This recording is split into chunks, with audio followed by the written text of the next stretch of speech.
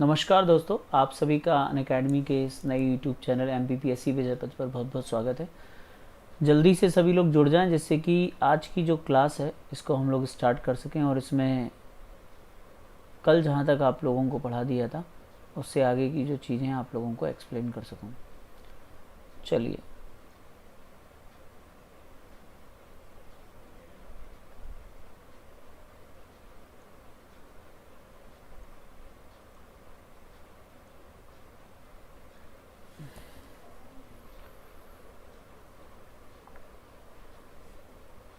आप लोगों को मेरी आवाज़ आ रही है?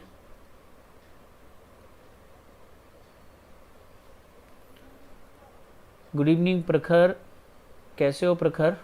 जल्दी से सभी लोग जुड़ जाएं जिससे कि आज की जो क्लास है हमारी स्टार्ट हो सके।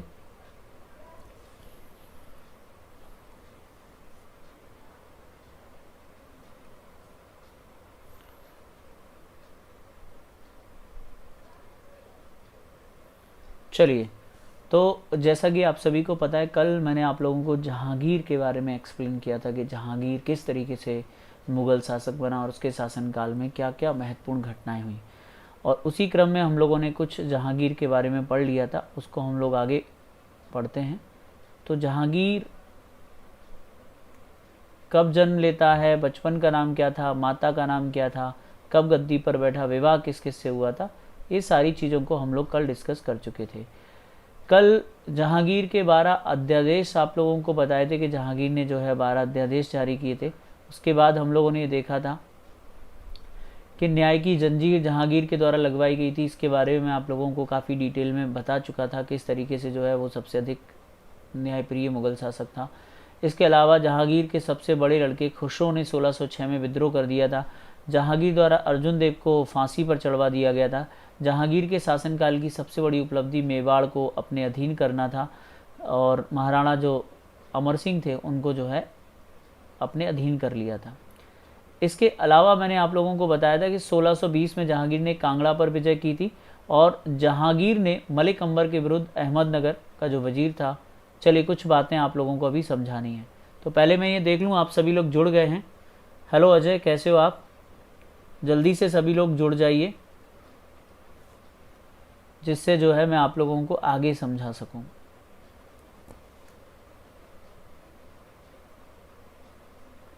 तो जहांगीर के शासनकाल की कुछ बातें रह गई थी, लाइक जहांगीर के शासनकाल की चित्रकला और जहांगीर के समय आए हुए ब्रिटिश जो यात्री थे उनके बारे में।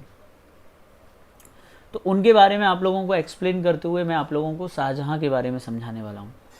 तो आप सभी को याद है कि कल मैंने आप लोगों को नूरजहां गुट के बारे में भी बताया था, याद है?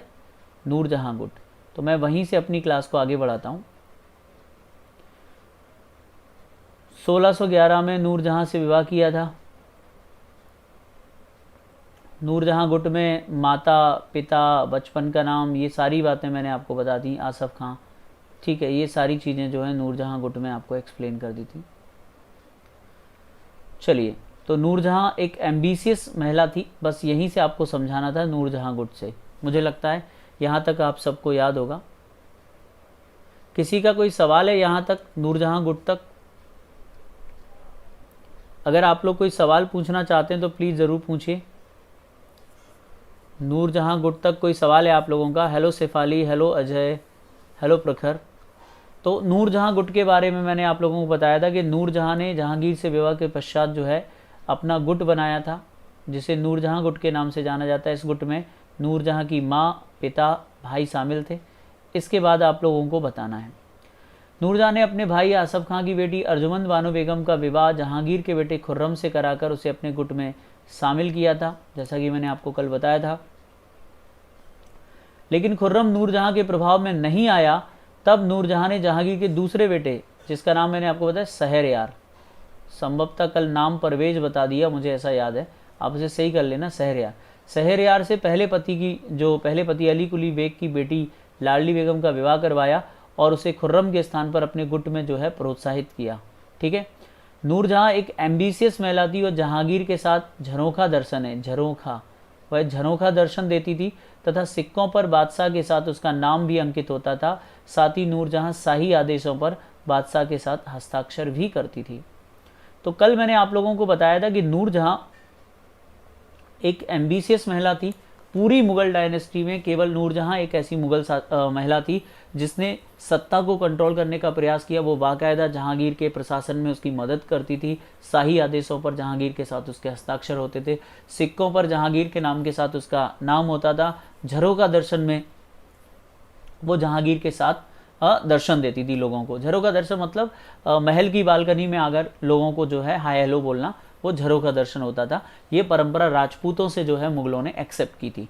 इसके साथ ही बहुत इम्पोर्टेंट ये था कि नूरजहां ने एक गुट बना लिया था और उस गुट का उद्देश्य ये था कि वो गद्दी पर नियंत्रण स्थापित कर सकें, क्योंकि नूरजहां ये जानती थी कि जहांगीर के बाद कोई ना कोई तो गद्दी पर उसका बेटा बैठेगा। तो पहले खुसरो दावेदार था, लेकिन उसकी आंखें फुड़वा दी गई थी जहांगीर के द्वारा और बाद में वो उसकी मृत्यु हो जाती है। उसके बाद खुर्रम दावेदार बचा, तो खुर्रम से अपने भाई की लड़की का विवाह करवा दिया, परंतु खुर्रम ये समझ गया कि नूरजहां उसे अपने कंट्रोल में करना चाहती, इसलिए वो उसकी बातों में नहीं आया।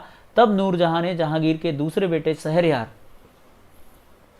शहरयार से अपने पहले पति की लड़की लाडली बेगम का विवाह कर उसे नूरजहां गुट में जगह दी, परंतु नूरजहां अपने मन चाहे शासक को गद्दी पर नहीं बैठाल सकी। आप में से किसी का भी नूरजहां गुट का कोई सवाल हो तो प्लीज़ आप लोग नूरजहां गुट से पहले सवाल पूछ सकते हैं, क्योंकि इससे आगे मैं आप लोगों को बताने वाला हूं। अजय, आप प्लस स्टूडेंट हैं क्या?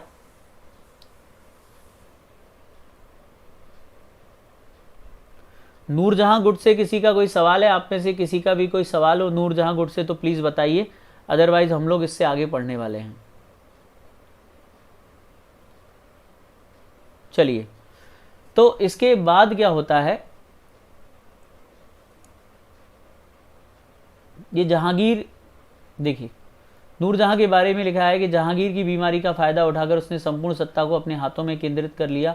उसने दरबार में अपने पिता भाई को उच्च पद दिलवाए। नूरजहां ने श्रृंगार, वस्त्रों और गहनों में नया फैशन चलाया। जहांगीर की मृत्यु के पश्चात नूरजहां को 2 लाख रुपए सालाना पेंशन देकर जो है लाहौर भेज दिया गया और वहीं जो है 1645 में उसकी मृत्यु हो गई। तो ये नूरजहां का चैप्टर यहाँ पर क्लोज हो जाता है। इसके अलावा नूरजहां की जो माँ थी जिनका नाम था अस्मत बेग, उन्होंने गुलाब से इत्र बनाने की विधि खोजी थी। तो एक प्रश्न आपके काम का ये है, तो आप याद रखना, जहांगीर ने मिर्जा ग्यास बेग को एतमाद दौला की उपाधि दी थी। ध्यान दीजिएगा, कौन सी? एतमाद दौला की उपाधि दी थी। नूरजहां ने अपने पिता एतमाद दौला का जो मकबरा है वो आगरा में निर्माण करवाया था, और जो जहांगीर के समय में बनी संगमरमर की इमारत है, संगमरमर की एक तरीके से पहली इमारत जहांगीर के समय आप बता सकते हैं। इसी इमारत में पित्रादुरा नामक जड़ाऊ काम किया गया था। ये पित्रादुरा बहुत इंपॉर्टेंट है कि किस इमारत में पहली बार पित्रादुरा नामक जड़ाऊ काम किया गया था। देखिए, पित्रादुरा जो वर्ड है वो एक इटालियन वर्ड है। कौन सा शब्द है? एक इटालवी शब्द है, इटालवी। और इसमें क्या होता है, पत्थरों से, जो रत्न होते हैं या पत्थर हैं, पत्थरों से जड़ाई का काम किया जाता है बिल्डिंग की दीवार पर। यानी कुल मिलाकर आप ऐसा समझ सकते हैं कि जो बिल्डिंग होती है उस पर जो हीरे मोती होते हैं, जवाहरात होते हैं या जो कीमती पत्थर होते हैं उनको जड़ दिया जाता है। इस जड़ाऊ काम को पित्रादुरा कहते हैं। तो ये प्रश्न बहुत अच्छा बनता है, कई बार एग्जाम में पूछा जाता है कि किस बिल्डिंग में पहली बार ये पित्रादुरा नामक काम हुआ था। तो वो है एतमाद दौला का मकबरा, आगरा में बना हुआ है। जहांगीर के शासनकाल में नूरजहां ने बनवाया था। बाद में इस पित्रादुरा का जो बड़े पैमाने पर काम हुआ था वो ताजमहल में हुआ था। ठीक है, चलिए यहां तक कोई सवाल है आपका? तो एतमाद दौला कौन है? एतमाद दौला मिर्जा ग्यास बेग का नाम था जो जहांगीर ने दिया था। आगे बढ़ते हैं। पित्रादुरा के बारे में भी यहाँ पर एक लिखा हुआ है। पित्रादुरा क्या था, बस ये लिखा हुआ है। ये पित्रादुरा के बारे में है कि यह इटालवी भाषा का शब्द है जिसका अर्थ है कठोर पत्थर। यह पत्थरों द्वारा किया जाने वाला जड़ाऊ काम है जिसका इस्तेमाल मुगल स्थापत्य कला में बखूबी देखने को मिलता है। तो ये यहाँ पर जो है एक इम्पॉर्टेंट बात। अब एक इम्पॉर्टेंट किस्सा आप लोगों को सुनना है और उस किस्से के बाद जो है हम लोग जहांगीर के शासनकाल से आगे बढ़ेंगे। 1626 का एक किस्सा है। 1626 में झेलम नदी के तट पर जहांगीर के सेनापति महावत खां ने विद्रोह कर दिया और जहांगीर नूरजहां को बंदी बना लिया, क्योंकि नूरजहां ने महावत खां पर भ्रष्टाचार का आरोप लगाया था जिससे वह नाराज था। ये बड़ी एक इंटरेस्टिंग स्टोरी है। जो उसी का एक सेनापति था जहांगीर का जिसका नाम महावत खां था। महावत खां एक बार बंगाल के अभियान से लौटा, तो वो वहाँ से जो है लौटा तो नूरजहां जानती थी कि उसके राह का जो रोड़ा है वो महावत खां बन सकता है, क्योंकि वो सत्ता को नियंत्रण में करना चाहती थी। इसलिए नूरजहां ने महावत खां पर यह आरोप लगाया कि जो बंगाल से तुम आए हो तो तुमने प्रॉपर हिसाब नहीं दिया है और तुम चोर हो। जब ये बात महावत खां को उसने बोली तो महावत खां बहुत बुरा लगा। महावत खां एक स्वाभिमानी व्यक्ति था, उसका अपमान हुआ तो वो गुस्से में था। उसने एक मौका पाकर 1626 में जहांगीर नूरजहां को कैद कर लिया, परंतु कहते हैं कि जब उसने जहांगीर को कैद किया तो बाकायदा उसे सिंहासन पर बिठाता था, बाकायदा उसके साथ वैसे ही व्यवहार करता था जैसे वो मुगल शासक है। और उसने जहांगीर से कहा था कि आपकी संगत गलत है और मैं वो संगत आपकी बदलवाना चाहता हूँ, संगत आपकी छुड़वाना चाहता हूँ। उसका इशारा नूरजहां की तरफ था। यानी महावत खान ने उसे बंदी तो बनाया परंतु उसके प्रति पूरा सम्मान प्रकट किया। परंतु बाद में नूरजहां ने अपने भाई आसफ खां की सहायता से जो है खुद को वहां से छुड़ा लेती है। बस इतना आपको याद रखना है। अगला पॉइंट है, नूरजहां ने अपनी आत्मकथा तुझके जहांगीरी लिखी थी। ध्यान दीजिएगा, जहांगीर दूसरा मुगल शासक है जिसने अपनी आत्मकथा लिखी। जहांगीर ने अपनी आत्मकथा लिखी थी जिसका नाम था तुझके जहांगीरी, जिसे बाद में मोतविंद खां ने पूरा किया था। किसे पूरा किया था? मोतविंद खां ने पूरा किया था, क्योंकि जहांगीर की बीच में ही मृत्यु हो गई थी। जहांगीर ने अपनी आत्मकथा में लिखा है कि कोई भी चित्र, चाहे वह जीवित या मृत व्यक्ति द्वारा बनाया गया हो, वह बता सकता है कि उसमें आंख किसने बनाई है और भौं किसने बनाई है। यानी कुल मिलाकर वो अपनी आत्मकथा में इस बात की ओर पुष्टि कर रहा है कि वो चित्रकला का बहुत बड़ा पारखी है और वो ये बता सकता है कि कोई चित्र अगर बनाया गया हो और उसमें आंख किसी और ने बनाई हो और भौं यानी आईब्रो किसी और ने बनाई हो, तो भी वो ये बता सकता है कि इसमें किसने आंख बनाई है, किसने भौं बनाई है। तो ये जहांगीर के बारे में आप याद रख सकते हैं। यहां तक क्लियर है। अब जहांगीर के समय के कुछ प्रसिद्ध चित्रकारों के बारे में हम लोग बात करेंगे। मुझे लगता है हाँ, ये लास्ट में लिखा हुआ है जहांगीर के समय के चित्रकार। ठीक है, तो आगे बढ़ते हैं। जहांगीर के शासनकाल के पहले चित्रकाल देख लो। जहांगीर के शासनकाल के कुछ प्रमुख चित्रकार थे और उन चित्रकारों में आप 4 नाम बड़े फेमस देखेंगे। सबसे फेमस चित्रकार जो है उस्ताद मंसूर था, पक्षी विशेषज्ञ। एग्जाम में पूछा जाता है जहांगीर का कौन सा चित्रकार पक्षी विशेषज्ञ था और सबसे अग्रणी चित्रकार था, सबसे टॉप, तो वो उसका नाम है क्या? उस्ताद मंसूर है, उस्ताद मंसूर। ठीक है। दूसरा, अगर आपसे पूछा जाए जहांगीर का कौन सा चित्रकार जो था वो व्यक्ति विशेषज्ञ था, यानी अगर किसी व्यक्ति का अच्छा चित्र बनवाना हो हूबहू, तो जहांगीर किसको भेजता था? मनोहर को भेजता था। और यदि जहांगीर को किसी पक्षी का, किसी पेड़ का चित्र बनवाना हो तो वो उस्ताद मंसूर को भेजता था। इसके अलावा विसंदास और अबुल हसन भी जहांगीर के समय के प्रसिद्ध चित्रकार थे। इन 4 चित्रकारों में से ये 2 सबसे ज़्यादा एग्जाम में पूछे जाते हैं, उस्ताद मंसूर और मनोहर। इसमें खासकर ऐसे प्रश्न आता है कि कौन सा चित्रकार पक्षी विशेषज्ञ था, तो उस्ताद मंसूर, और व्यक्ति विशेषज्ञ कौन था, तो मनोहर। Is that clear? कोई सवाल है तो प्लीज़ आप लोग जरूर कमेंट सेक्शन में बताइए। जहांगीर के शासनकाल में एक और इम्पॉर्टेंट बात आपको याद रखनी है। जैसा कि मैंने आपको बताया कि जहांगीर का जो शासनकाल है वो चित्रकला का स्वर्णकाल है। क्या है? जहांगीर का शासनकाल चित्रकला का स्वर्णकाल है। उसके पीछे कारण ये था कि जहांगीर के शासनकाल में चित्रकला में काफ़ी बदलाव आए थे। जहांगीर ने चित्रकला को काफ़ी प्रमोट किया था। वो कोई भी चित्र, चाहे किसी भी चित्रकार द्वारा बनाया गया हो, ऊंची कीमत देकर खरीद लेता था, चित्रकारों को संरक्षण देता था, चित्रकारों को नए नए सब्जेक्ट पर चित्र बनाने के लिए प्रेरित करता था। तो उसके शासनकाल में चित्रकला बहुत ज़्यादा फली फूली, इसीलिए उसके शासनकाल को चित्रकला का स्वर्णकाल कहते हैं।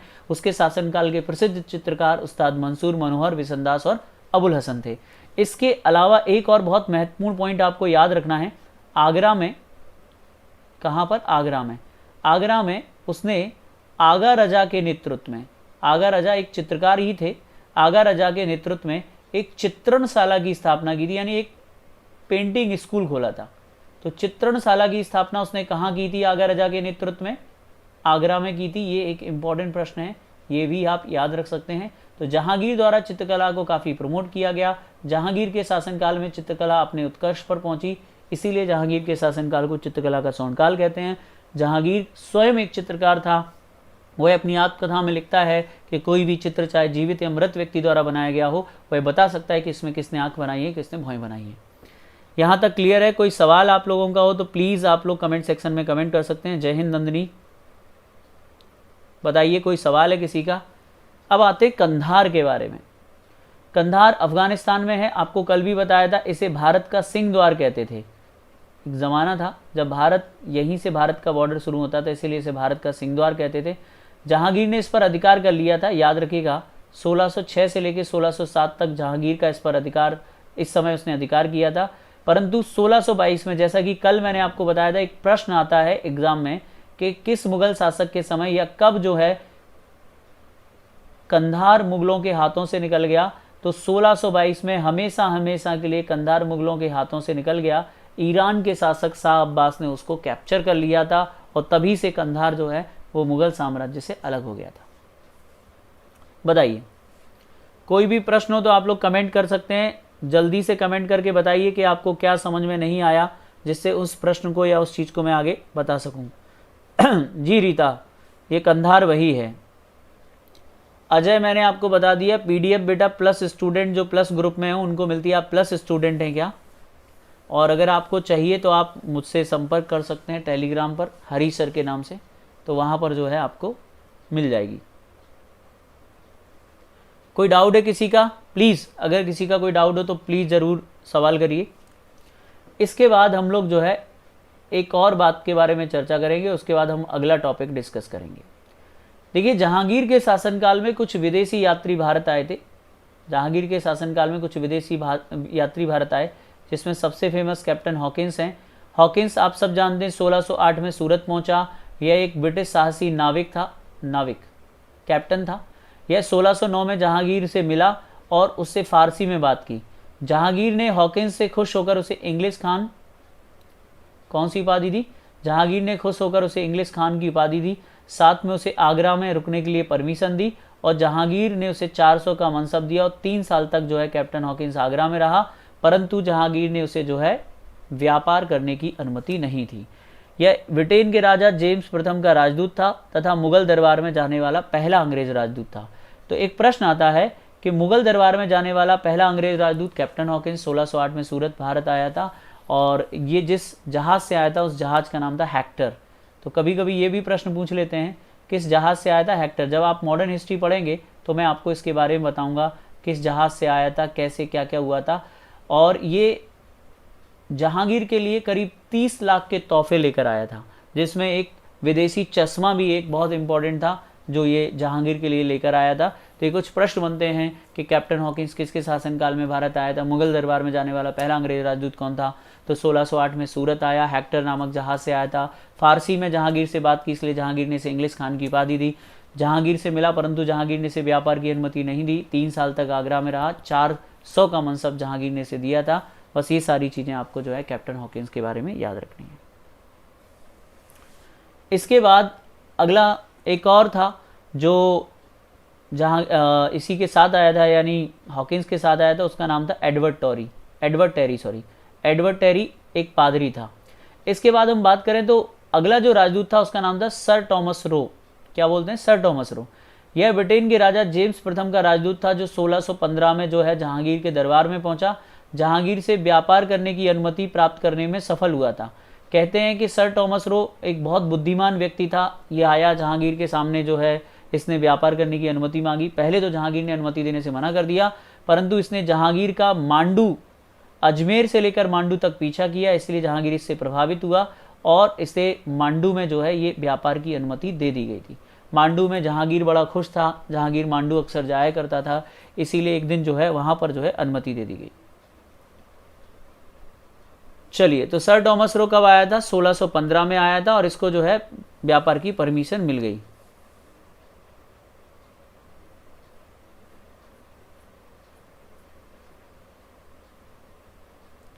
चलिए, कोई सवाल है आप लोगों का?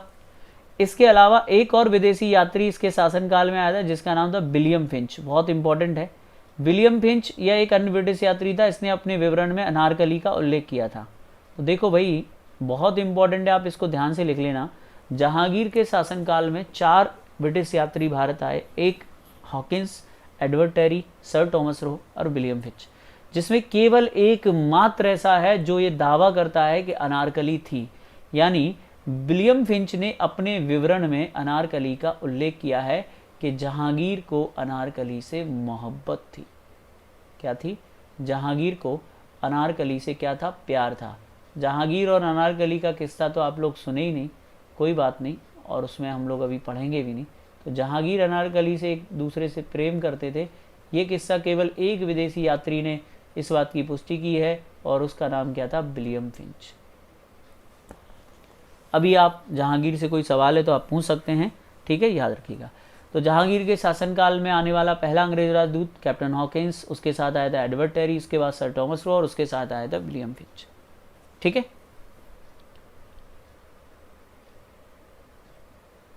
चलें आगे बढ़ते हैं। जहांगीर के टोटल 5 पुत्र थे। जहांगीर के कितने पुत्र थे? 5 पुत्र थे, और इन 5 पुत्रों में जो सबसे बड़ा था वो तो पहले ही मर चुका था, खुसरो ने विद्रोह कर दिया था। इसके बाद खुर्रम, शहरयार, ठीक है, शहरयार में ये सा आता है, और ये थोड़ा सा मिस्टेक हो गई है बच्चों, परवेज है, और जहांदर। तो जहांगीर के टोटल 5 बच्चे थे। खुसरो सबसे बड़ा था, खुर्रम, शहरयार, परवेज और जहांदर। टाइपिंग मिस्टेक है बच्चों, जहांदर सा या जहांदर बोल सकते हैं। तो जहांगीर के कितने बच्चे थे? 5 बच्चे थे।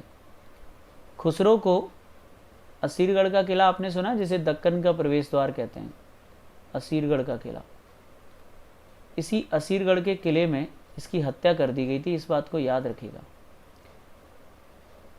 इसकी यहीं पर हत्या की गई थी। तो अगर आज के बाद कभी आपसे पूछा जाए किस मुगल शहजादे को असीरगढ़ के किले में मारा गया था, एमपीपीएससी के लिए एक अच्छा प्रश्न हो सकता है, क्योंकि एमपीपीएससी में असीरगढ़ का किला बहुत पूछा जाता है, और आप सब जानते हैं इस किले को दक्षिण का प्रवेश द्वार कहते हैं।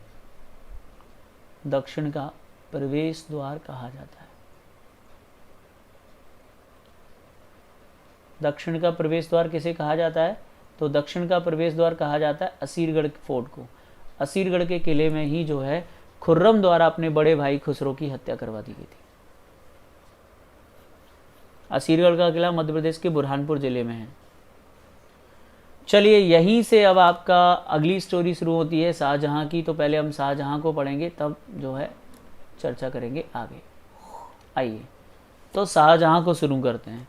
शाहजहां को शुरू करने से पहले मैं आपसे जानना चाहता हूं कि कोई आपका कोई सवाल है जो आपको परेशान कर रहा हो, जहांगीर से कोई ऐसा प्रश्न जो मैंने आप लोगों को नहीं बताया हो, प्लीज़ आप ज़रूर पूछिए।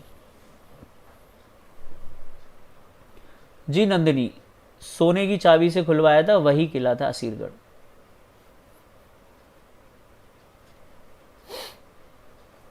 चलिए आगे बढ़ते हैं। तो देखिए, शाहजहां का जो जन्म है वो, देखिए शाहजहां का पहले शासनकाल देखते हैं। 1628 से लेकर 1658 तक शाहजहां ने भारत पर शासन किया। याद रखिएगा, मुगल शासक रहा। इसका जन्म 5 जनवरी 1592 को जो है लाहौर में हुआ था। माता का नाम जगत गोसाई था, जो उदयपुर की थी, या जोधपुर आप बोल सकते हैं, जोधपुर की से बिलोंग करती थी। इनके बचपन का नाम जो था खुर्रम था। शाहजहां का जो रियल नेम था बचपन का नाम क्या था? खुर्रम था। और एक और इम्पॉर्टेंट बात याद रखिएगा, अहमदनगर की सफलता से खुश होकर जहांगीर के द्वारा जो है खुर्रम को एक नया टाइटल दिया गया था, शाहजहां। तो ये कई बार प्रश्न में पूछा जाता है, कई बार एग्जाम में पूछा जाता है कि शाहजहां को शाहजहां की उपाधि किसने दी थी? तो जहांगीर ने दी थी। क्या हुआ था? देखिए,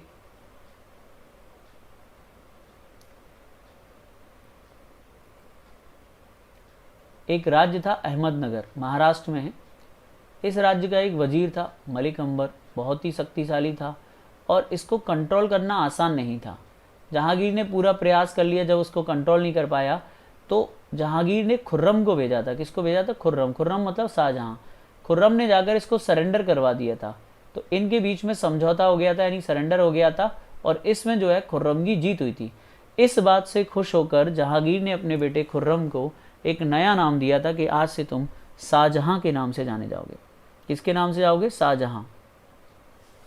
तो इस प्रकार शाहजहां का जो रियल नेम था वो खुर्रम था, और शाहजहां की जो उपाधि वो जहांगीर द्वारा दी गई थी। अगले प्रश्न की ओर बढ़ते हैं। जैसा कि अभी आपको बताया कि शाहजहां का विवाह 1612 में आसफ खां की बेटी अर्जुमंद बानो बेगम से हुआ था, जिसे शाहजहां ने मुमताज महल और मुमताज की उपाधि दी थी। तो 1612 में शाहजहां की विवाह यानी शाहजहां का जो शादी है वो किससे हुआ था, वो मुमताज बेगम से हुआ था, यानी अर्जुमंद बानो बेगम। अर्जुमंद बानो बेगम कौन है, आसफ खां की बेटी, और आसफ खां कौन है, तो वो नूरजहां के भाई थे। कुल मिलाकर आप सभी लोग जानते हैं कि शाहजहां का जो शासनकाल है वो सबसे ज़्यादा स्थापत्य कला के लिए फेमस है। भारत की सबसे बेहतरीन जो इमारतें हैं, लाइक लाल किला है दिल्ली का, दिल्ली की जामा मस्जिद है, आप देखेंगे आगरा का लाल किला, आगरा का जो सबसे इम्पोर्टेंट खूबसूरत इमारत है ताजमहल।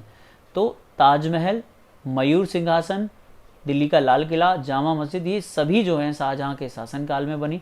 इसके अलावा जो मोती मस्जिद है और जामा मस्जिद वो शाहजहां के शासनकाल में बनी, इसलिए जो है शाहजहां का शासनकाल स्थापत्य कला की दृष्टि से भारत का जो है एक तरीके से स्वर्णकाल कहलाता है।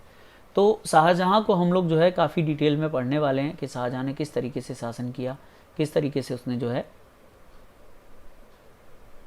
अपने राज्य को स्थापित किया। आप लोगों से निवेदन है कि अगर आप लोगों को अच्छे से प्रॉपर तरीके से समझ में आता है तो आप लोग जो है प्लीज़ क्लास को लाइक कर दीजिएगा और क्लास को शेयर भी ज़रूर कीजिएगा, है ना। अभी थोड़ा मेरा स्वास्थ्य थोड़ा गड़बड़ चल रहा है, लेकिन बहुत जल्दी आपको थोड़ा सा और मज़ा आएगा क्लास लेने में।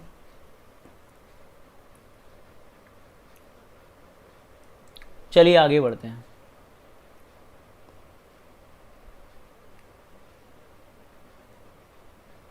देखिए, शाहजहां की जो पत्नी थी मुमताज बेगम, मुमताज और शाहजहां के टोटल, देखिए मुमताज ने टोटल 14 बच्चों को जन्म दिया था। सभी जीवित नहीं रहते, 14 बच्चों को जन्म दिया था, जिसमें 7 जीवित थे। कितने जीवित थे? 7। इन 7 बच्चों में 4 उसके पुत्र थे और 3 उसकी पुत्रियां थी, शाहजहां और किसकी, मुमताज की। 4 बच्चों में सबसे बड़ा दारा शिकोह, उसके बाद औरंगजेब, उसके बाद मुराद और उसके बाद शाहसुजा। 3 पुत्रियों में जहां आरा, रोशन आरा, गोहन आरा। ये आपको इसलिए याद रखना है क्योंकि ये सब इम्पोर्टेंट हैं।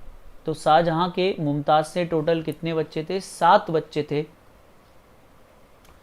और उनमें 4 लड़के थे, 3 लड़कियां थी। जब मुमताज 14वें बच्चे को जन्म दे रही थी, जब वो प्रेग्नेंट थी और उनकी डिलीवरी होने वाली थी, तो शाहजहां उन्हें अपने साथ लिए हुए था। उस समय वो बुरहानपुर में था। तो बुरहानपुर आपने सुना है कहाँ पर है? मध्य प्रदेश में। तो मध्य प्रदेश के बुरहानपुर में ही उनकी मृत्यु हो गई थी और पहले उनको जो है यहीं पर दफनाया गया था 1631 में, परंतु बाद में शाहजहां के द्वारा जो है इनको यहाँ से निकाल कर इनकी कब्र को कहाँ ले जाया गया? आगरा ले जाया गया और विश्व प्रसिद्ध ताजमहल का निर्माण पर किया गया था, उस कब्र पर किया गया। ठीक है, चलिए तो हम इसको समझते हैं। अब चलें अभी बात करेंगे इसकी। 1628 में शाहजहां ने अपना राज्याभिषेक जो है कहाँ करवाया था? आगरा में करवाया था और गद्दी पर बैठा। शाहजहां ने गद्दी पर बैठने से पहले कुछ समय तक खुसरो के लड़के दावर बख्श को गद्दी पर बैठाया, इसीलिए दावर बख्श को जो है क्या कहते हैं? बली का बकरा कहा जाता। हो सकता है ये वाला प्रश्न आपसे पूछ लें, तो आप याद रखना किसे बली का बकरा कहा जाता है मुगल शासनकाल में? तो दावर बख्श। दावर बख्श कौन है? ये एक्चुअली में खुसरो का लड़का था। तो कहानी क्या थी मैं आपको बताऊं। जैसा कि आप सबको पता है, ये जो शाहजहां था दक्कन में था। दक्कन मतलब दक्षिण भारत में। शाहजहां जब दक्कन में था और उसी समय उसे समाचार मिला कि जो है जहांगीर की मृत्यु हो गई। तो आपको तो पता था कि नूरजहां दावा करती थी कि वो इसे गद्दी पर बिठा सकती है, किसको? जहांगीर के दूसरे लड़के को, लाइक जो शहरयार था उसको, या परवेज। तो शाहजहां का जो ससुर था और उसका नाम था आसफ खां। तो शाहजहां ने अपने ससुर को यानी आसफ खां को एक लेटर भेजा और उस लेटर में ये लिखा कि जितने भी लोग गद्दी के दावेदार हों उन सबको मार डालो और तब तक जो है खुसरो का, क्योंकि खुसरो सबसे बड़ा लड़का था जहांगीर का, तो नियम के हिसाब से तो ये था कि भाई खुसरो ही गद्दी पर बैठता। क्योंकि अब खुसरो नहीं था तो उसका जो पुत्र था उसका नाम था दावर बख्श। तो नाम के लिए दावर बख्श को गद्दी पर बिठाला गया, जिससे लोगों को लगे कि शायद दावर बख्श को ही गद्दी पर बिठाला जा रहा है क्योंकि खुसरो नहीं है। और ऐसा इसलिए किया गया था जिससे शाहजहां दक्कन से लौट सके, और ऐसा ही हुआ। शाहजहां जैसी दक्कन से लौटा उसने दावर बख्श को मार डाला और दावर बख्श को हटाकर जो है एक तरीके से गद्दी पर बैठ गया। तो इस प्रकार दावर बख्श को जो है क्या कहते हैं, बलि का बकरा कहा जाता है, क्योंकि कुछ समय वो मुगल शासक बने थे। ये क्लियर है? यहाँ तक क्लियर है कि शाहजहां गद्दी पर कब बैठा, शाहजहां ने जो है किस तरीके से जो है दावर बख्श को गद्दी पर बिठाया और उनकी हत्या करवाकर बाद में गद्दी पर बैठ गया। देखिए, शाहजहां के शासनकाल को समझने के लिए हमको जो है क्या करना पड़ेगा, शाहजहां को अच्छे से पढ़ना पड़ेगा। शाहजहां के निर्माण भी हमने पढ़ने पड़ेंगे, शाहजहां ने क्या क्या बनवाया इसके बारे में भी हम बात करेंगे। लेकिन सबसे पहले देखते हैं कि शाहजहां के शासनकाल में क्या क्या हुआ और शाहजहां के शासनकाल में किसने विद्रोह किया था। शाहजहां के शासनकाल में 3 ऐसे विद्रोह हैं जो अक्सर एग्जाम में पूछे जाते हैं। एक बुंदेला विद्रोह है, एक पुर्तगाली विद्रोह है और एक आपका आएगा सिख विद्रोह। ठीक है, तो उन तीनों को जो है हम लोग यहाँ पर डिटेल में पढ़ते हैं। आप लोगों को वॉइस क्लियर आ रही है, प्रॉपर तरीके से आप लोग मुझे सुन पा रहे हैं, आप लोगों को मेरी आवाज़ आ रही है क्लियर तरीके से?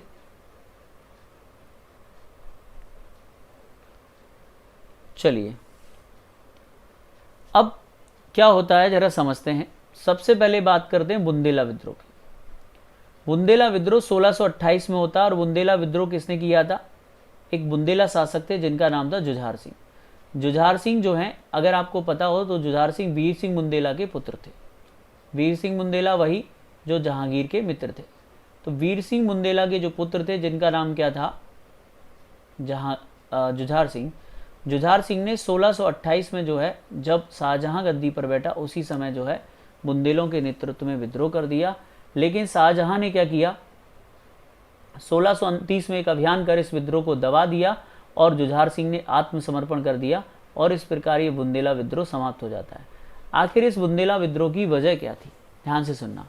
बुंदेला विद्रोह की जो वजह थी वो ये थी कि जुझार सिंह के द्वारा टैक्स कलेक्शन ज़्यादा किया जा रहा था। क्या किया जा रहा था?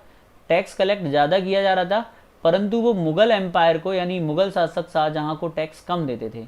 यानी उनके द्वारा जो कर वही थी, कर खाते थे, उसमें गड़बड़ दिखाई जा रही थी।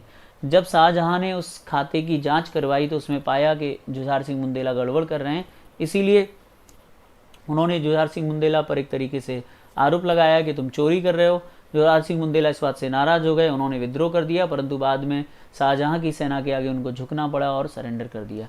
तो एक इम्पॉर्टेंट प्रश्न बनता है कि जुझार सिंह बुंदेला ने किस मुगल शासक के समय विद्रोह किया था? तो आंसर होगा शाहजहां। ये हो गया आपका एक विद्रोह।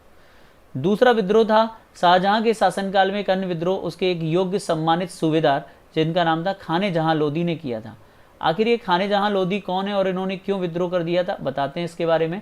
जो दक्कन का सूबेदार था, ठीक है, तो इनके विद्रोह का कारण क्या था कि जहांगीर के द्वारा इन्हें बड़ा सम्मान दिया जाता था खाने जहां लोदी को।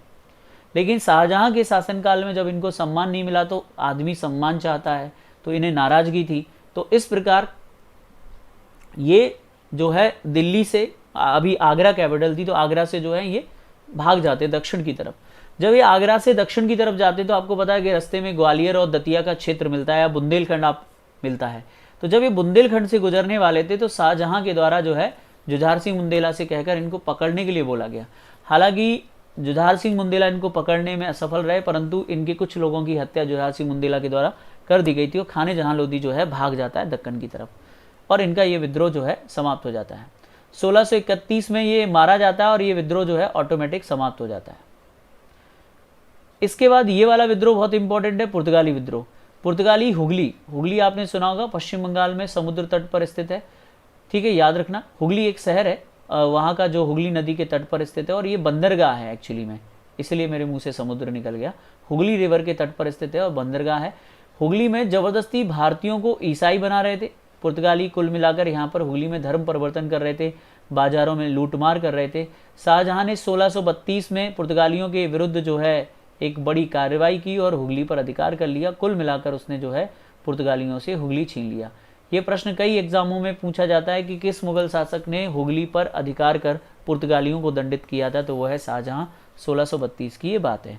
बुंदेला शासक का नाम जुझार सिंह, जिन्होंने विद्रोह किया था खाने जहां लोदी का विद्रोह किसके शासनकाल में हुआ था? शाहजहां के शासनकाल में हुआ था। इन तीनों में से कोई अगर जो है आपको सवाल हो तो प्लीज़ आप मुझसे पूछ सकते हैं कि इन तीनों में से कोई ऐसा रिवॉल्ट हो जो आपको नहीं समझ में आया हो, तो प्लीज़ आप कमेंट सेक्शन में कमेंट कर दीजिए।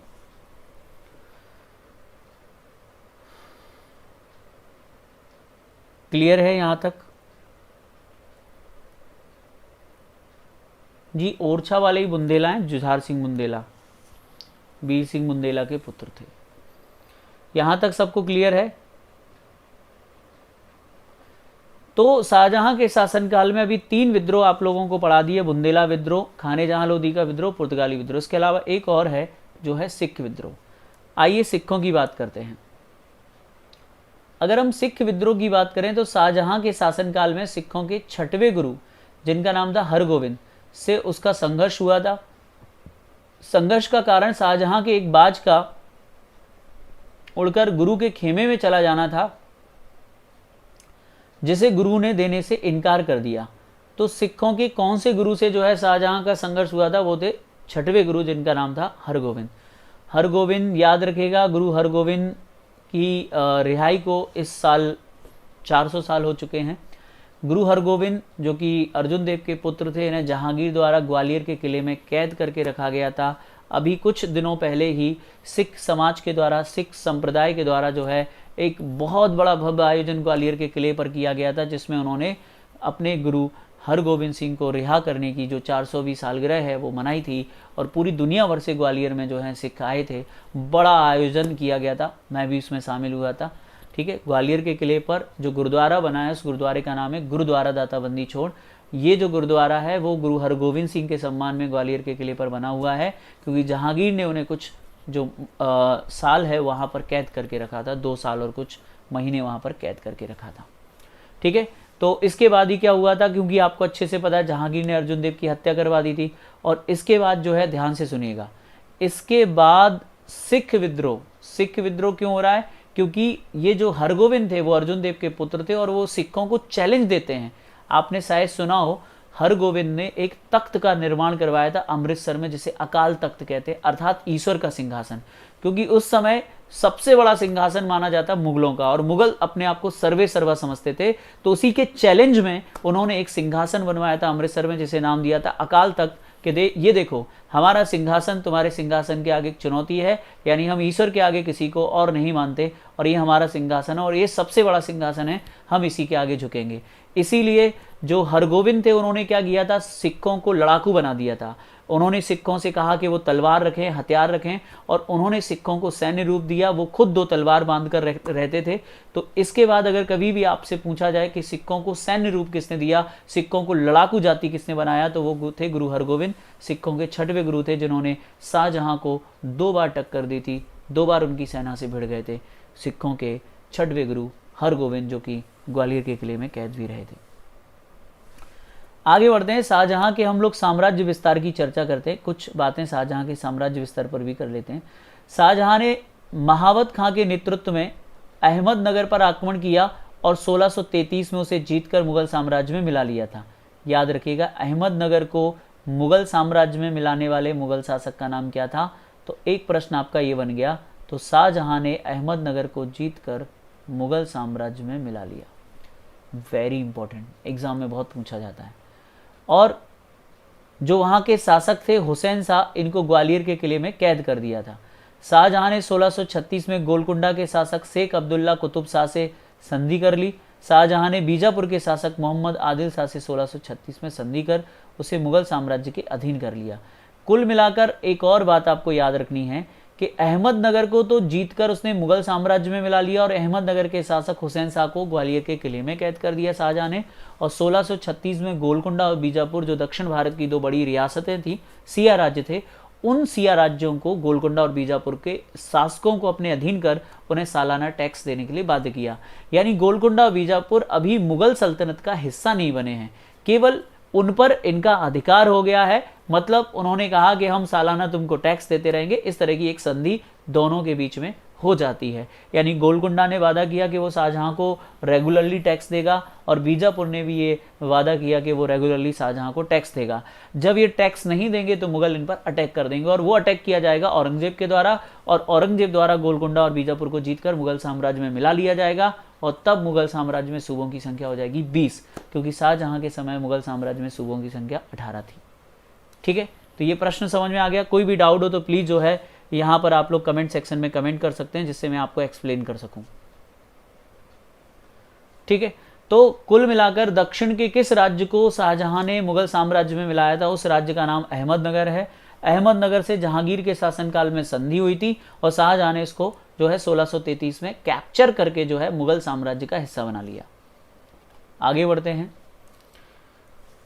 देखिए, शाहजहां ने औरंगजेब को दक्षिण का सूबेदार नियुक्त किया। औरंगजेब 2 बार दक्षिण का सूबेदार रहा था, याद रखिएगा। शाहजहां ने 2 बार जो है शाहजहां ने औरंगजेब को दक्कन का सूबेदार बनाया, 1636 से 1644 तक, और दूसरा जो कार्यकाल रहा था औरंगजेब का 1653 से 1656। इसके बाद तो आपको पता ही है कि वो 58 में जो है क्या करता है, कैप्चर कर लेता है दिल्ली एक तरीके से मुगल एम्पायर को। शाहजहां ने कंधार को जीतने के लिए पहले औरंगजेब को एवं दूसरी बार दारा सिकों को भेजा, परंतु वह कंधार को जीतने में सफल रहा। 1649 में कंधार हमेशा के लिए मुगलों से छिन गया, यानी पहले ही मुगलों के हाथ से निकल गया था और फिर वो उसको कंट्रोल नहीं कर पाए। शाहजहां ने काबुल पर होने वाले उज्बेकों के हमले से परेशान होकर जो है अपने पुत्र मुराद के नेतृत्व में बल्ख को जीतने के लिए अभियान किया, परंतु इसमें भी उससे ज़्यादा सफलता नहीं मिली। ये हम लोग शाहजहां के बारे में पढ़ रहे हैं। एक इम्पॉर्टेंट क्वेश्चन ये जरूर है, शाहजहां के शासनकाल में 1630 से 32 में भयंकर अकाल पड़ा, जिसका विवरण एक ब्रिटिश यात्री जो थे पीटर मुंडी ने दिया था। तो 2 प्रश्न बनते हैं कि पीटर मुंडी का संबंध किस मुगल शासक से है, किस मुगल शासक के शासनकाल में पीटर मुंडी भारत आए, तो शाहजहां। और शाहजहां के शासनकाल में अकाल पड़ा था दक्कन भारत में, फैमाइन यानी अकाल पड़ने की वजह से काफ़ी लोगों की मृत्यु हुई थी। तो पीटर मुंडी ने अपने विवरण में बताया था कि ये जो अकाल है वो शाहजहां के शासनकाल में 1632 में 30 और 32 के बीच में पड़ा था। शाहजहां ने 1638 में अपनी राजधानी आगरा से दिल्ली शिफ्ट करने के लिए एक नगर बसाया और उस नगर का नाम उसने अपने नाम पर रखा, जिसका नाम था शाहजहानाबाद। तो शाहजहानाबाद नगर की स्थापना 1638 में की। इसका ये मतलब है कि शाहजहां ने अपनी कैपिटल जो है वो दिल्ली बना ली। कब? 1638 में। तो यहीं से मुगल साम्राज्य की जो राजधानी है वो क्या बन जाती है? दिल्ली बन जाती है 1638 में, क्योंकि शाहजहानाबाद में शाहजहां जाकर रहेगा, इसलिए यहाँ पर एक लाल किला बनवाया गया। इसीलिए यहाँ पर लाल किले के अलावा इस किले में 2 इमारतें और बनवाई गई। एक इमारत का नाम दीवाने आम और दीवाने खास था। तो दीवाने खास और दीवाने आम बनवाए गए। इसके अलावा यहाँ पर जामा मस्जिद बनवाई गई। तो जामा मस्जिद का निर्माण करवाया दिल्ली की शाहजहां ने, जो कि शाहजहानाबाद में थी। लाल किला बनवाया लाइमस्टोन से और उसमें दीवाने आम दीवाने खास बनवाए। ये सब यहाँ पर लिखा हुआ है। शाहजहानाबाद नगर की स्थापना की, वहाँ पर एक लाल किले का निर्माण करवाया और जिसे दिल्ली के लाल किले के नाम से जानते हैं, और इसी किले में दीवाने आम और दीवाने खास का निर्माण भी शाहजहां ने करवाया था। दिल्ली में जामा मस्जिद का निर्माण शाहजहां ने करवाया था। इसके साथ ही आगरा की मोती मस्जिद का निर्माण भी शाहजहां के शासनकाल में करवाया गया, जबकि जामा मस्जिद जो कि आगरा में है उसका निर्माण उसकी बेटी जहांआरा ने करवाया था। तो शाहजहां के शासनकाल में बहुत सी इमारतें बनी, जिसमें शाहजहानाबाद, दिल्ली का लाल किला, दिल्ली का दीवाने आम दीवाने खास, दिल्ली की जामा मस्जिद और आगरा की मोती मस्जिद स्वयं शाहजहां ने बनवाई थी, जबकि उसकी जो जामा मस्जिद है आगरा की वो उसकी बेटी जहांआरा ने बनवाई थी। तो आप इनको जो है अच्छे से लिख लीजिएगा, अच्छे से समझ लीजिएगा। कोई भी प्रश्न होगा तो आपको दिक्कत यहाँ पर नहीं आएगी। बताइए, कोई भी प्रश्न हो आप लोगों का, कोई भी डाउट हो तो आप मुझसे पूछ सकते हैं। बताइए, कोई डाउट है आप लोगों को? यहाँ तक कोई डाउट है किसी को?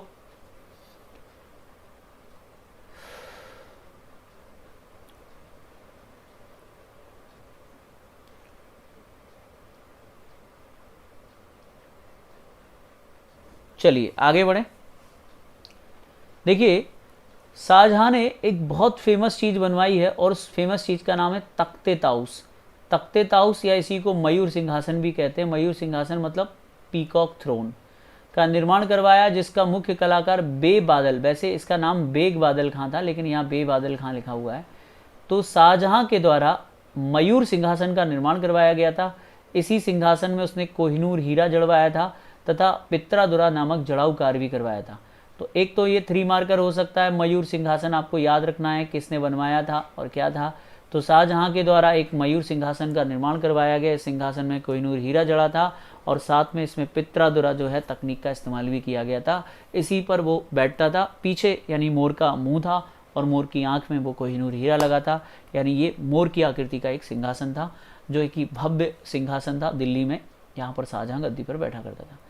शाहजहां के समय बनी सबसे प्रसिद्ध इमारत आगरा का ताजमहल है, जिसका निर्माण उसने अपनी बीवी मुमताज बेगम के लिए करवाया था। 1631 से 1653 के बीच 22 साल में यह जो बिल्डिंग है वो बनकर तैयार हुई थी।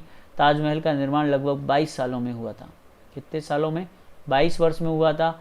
इस बिल्डिंग का जो मेन वास्तुकार था उसका नाम उस्ताद ईसा खां था और मुख्य स्थापत्य कलाकार अहमद लाहौरी था।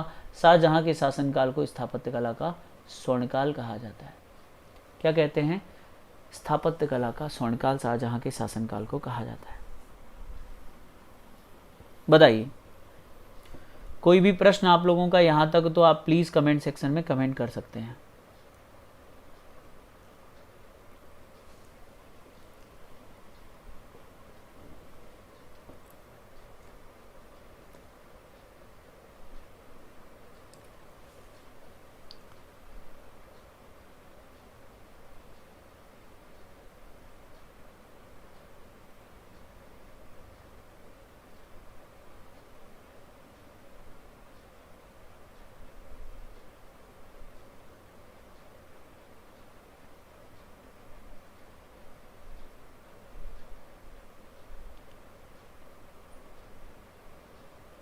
देखिए, अगर हम ताजमहल की बात करें तो ताजमहल के बारे में कुछ महत्वपूर्ण बातें आप लोगों को बताना चाहता हूँ।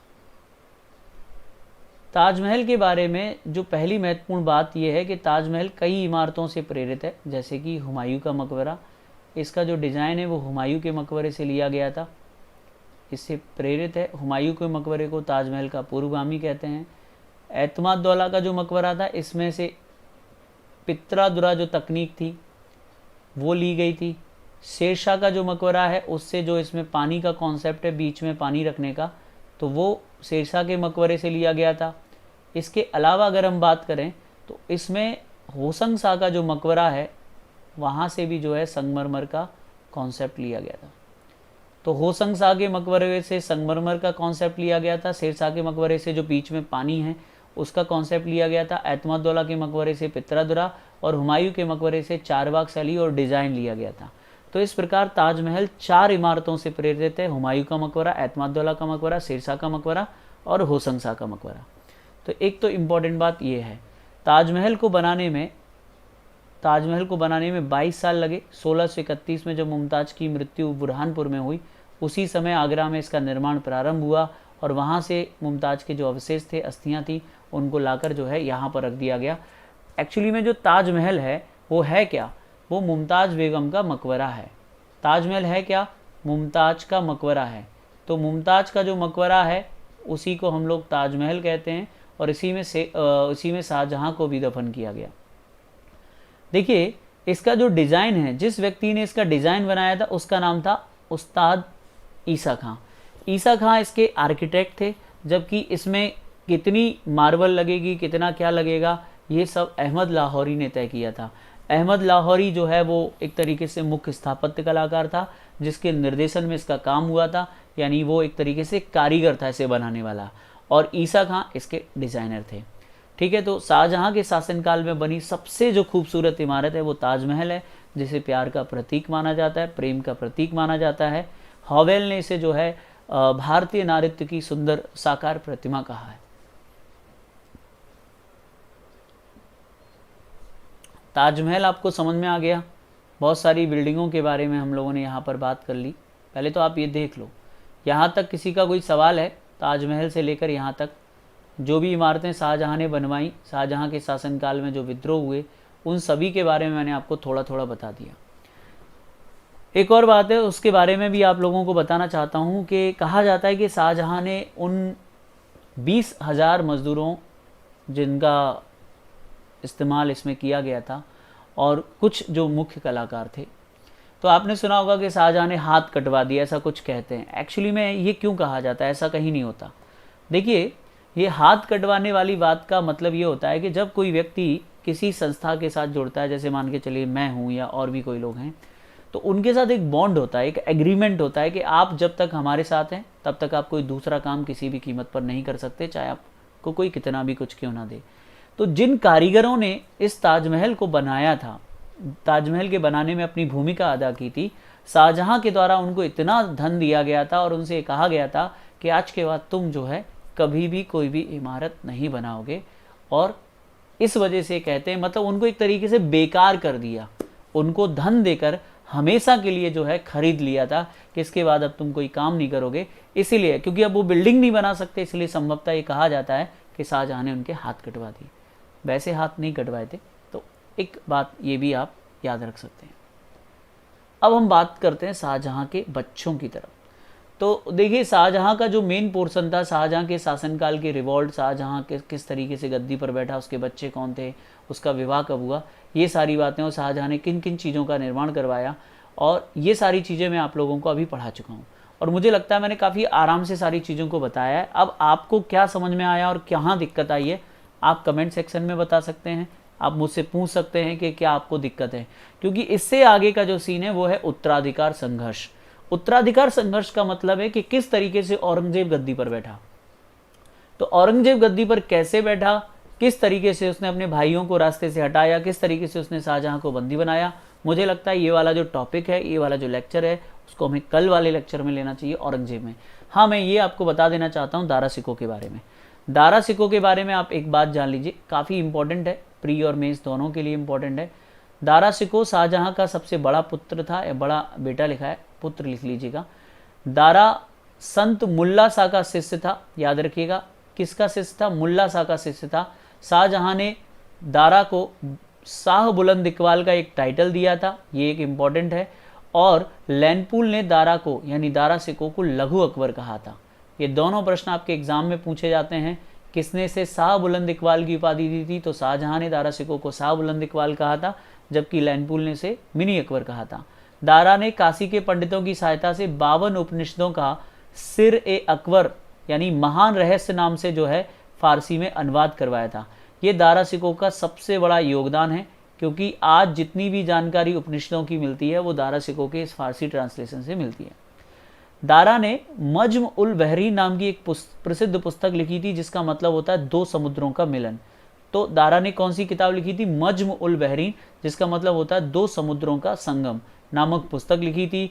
दारा ने भगवत गीता और योग वशिष्ठ का फारसी अनुवाद भी करवाया था। ये दारा सिको की सबसे महत्वपूर्ण उपलब्धियां हैं। दारा अच्छे स्वभाव का था, शिक्षित था। दारा का व्यवहार सबको बहुत पसंद था। शाहजहाँ के अतिरिक्त जितने भी लोग, मुग़ल शासन की जो जनता थी, वो सभी चाहते थे कि शाहजहाँ के बाद अगर कोई व्यक्ति गद्दी पर बैठे तो वो दारा सिको हो।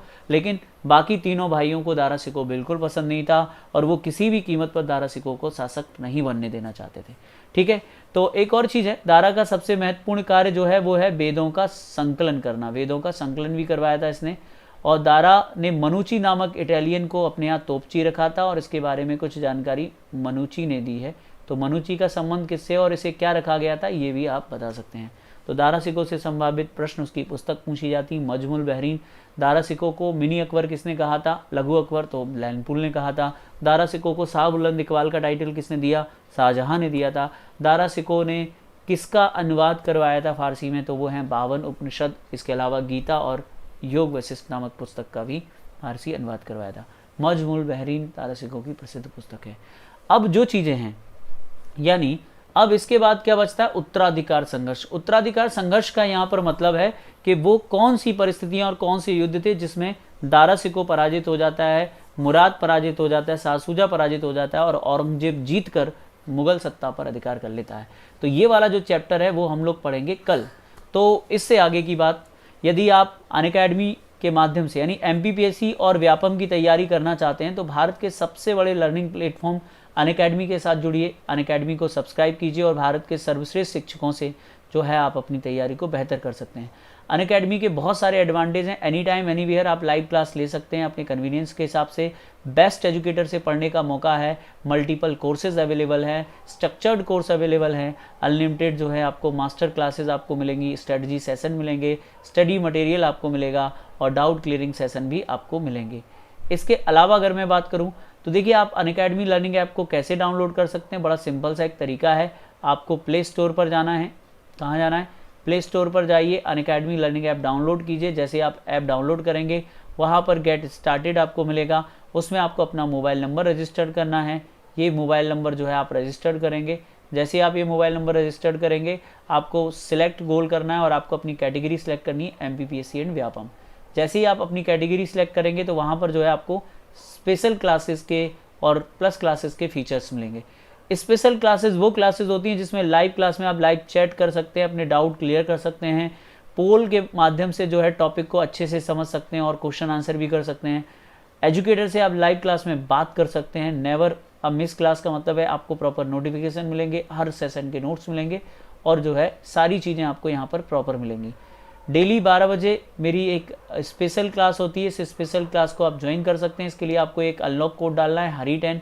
इस स्पेशल क्लास में अभी मैं आपको MCQs के माध्यम से रिवीजन करवा रहा हूँ मिडेवल हिस्ट्री का, तो आप इसे ज्वाइन कर सकते हैं। तो रिवीजन कीजिए मिडेवल हिस्ट्री का और इस सेशन को ज्वाइन कर सकते हैं। कल भी 12 बजे क्लास होगी।